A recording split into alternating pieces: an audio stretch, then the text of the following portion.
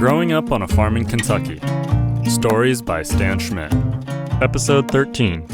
Home Cat Biology. My older brother Frank majored in biology. I majored in chemistry. My youngest brother John majored in biology, and the other two became lawyers. And when you think about being raised on a farm, you're around a lot of animals and you see a lot of things happen and you have questions. And I think that starts your curiosity at an early age as to why things how things work, how things happen. And it sure bore out in our family. And one thing I noticed was that we had two types of cats on the farm.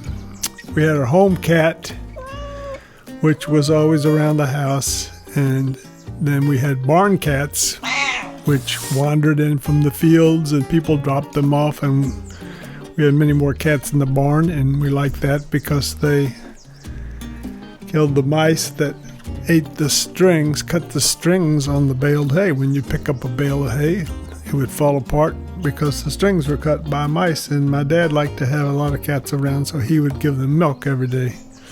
But those cats were more aloof. You couldn't approach them, you couldn't pet them. You could give them milk, that was about all they'd let you do. And then the dogs would chase them. It was a rougher life.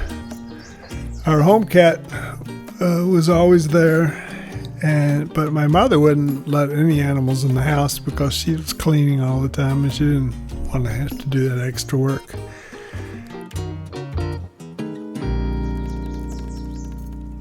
But they were right outside the door in the morning when you went out.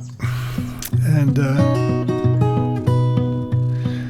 we had this black cat for years at the house, and it always had the same number of babies every year, usually just once a year.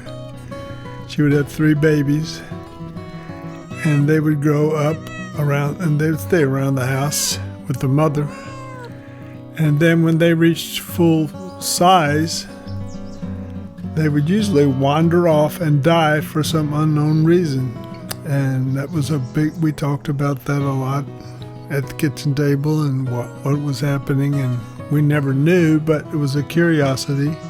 It was obviously something genetic, and it really probably got my older brother really interested in genetics, which he was all his life. He was always reading books, even though he quit biology and went into psychology, which is probably even more interesting, and you learned a lot from cats there too, because if you didn't pet cats within 2 weeks after they were born, they never really adjusted to human beings. They were always kind of afraid and stayed away. But if you petted them and played with them a lot when they were very little, they were always very friendly all their life.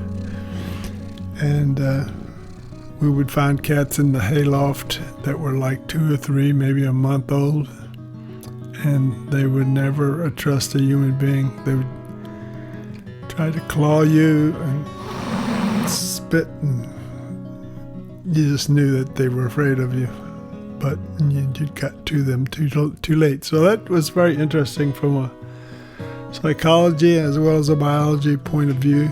And I think all of us were affected by what we saw around us, and we had many questions. And that's why when I had kids, I wanted them to learn something. There were lots of dogs in the neighborhood, so we had cats.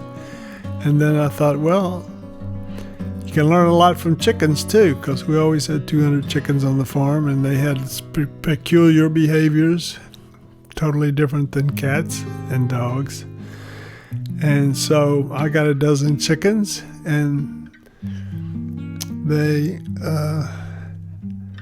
I think the kids learned a lot. One time my boss, who had 2 daughters, his daughters were getting bigger, and I told him about the chickens we had, and I said, kids can learn a lot from chickens. And the next thing I knew, he was getting a chicken coop, and he had chickens for his daughters. I think he realized that was true. How many kittens did your home cat have? Our home cat always had three kittens, and they grew up, and they would reach full size, and then they would all die of some mysterious disease. How many litters did she have? She usually had one every year for like at least 10 or 15 years. And there was never a cat. We never had a cat from any of those. Which I think my mother liked because she didn't want that many cats around the house. And they didn't just like wander off and get killed by something? You think they just died naturally? We would find them out in the field somewheres. Once in a while we'd find one of them. Usually they would run away and you would never see them again. But we got the feeling that most of them had died.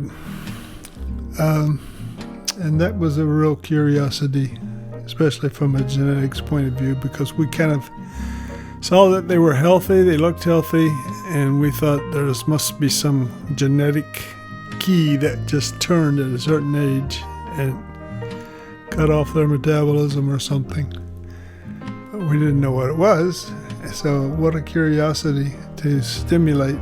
So if you have kids and you want them to be biologists or psychologists, get them cats or chickens or both.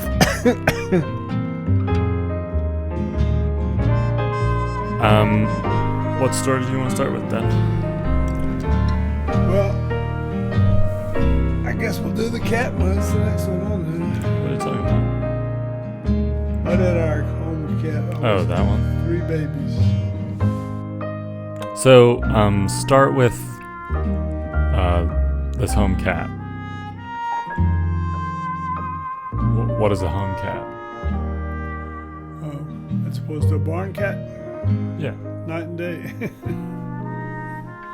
Should I start now? Yeah. I want to do a little preface. Sure.